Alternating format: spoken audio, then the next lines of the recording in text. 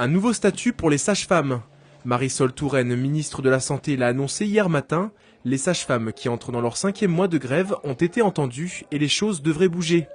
Un nouveau statut, des compétences mieux reconnues ou encore une rémunération revalorisée. Sur le principe, les nouvelles semblent plutôt bonnes. Oui, mais sur le principe seulement pour les sages-femmes, à qui on promet beaucoup depuis longtemps, sans jamais rien de concret ensuite, alors forcément, elles restent prudentes face aux annonces. Le mouvement cette année, il dure depuis le mois d'octobre, le 16 octobre précisément, mais l'histoire d'accéder à un statut spécifique pour les sages-femmes date déjà une revendication qui date déjà depuis 2001. Donc voilà, on demande à voir.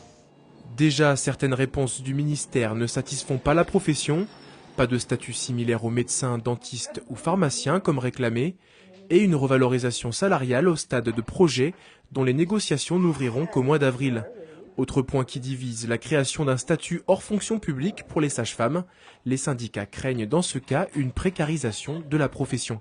C'est une crainte qu'ils ont. Maintenant, il y a des lois qui disent qu'il faut X sages-femmes pour X nombre d'accouchements.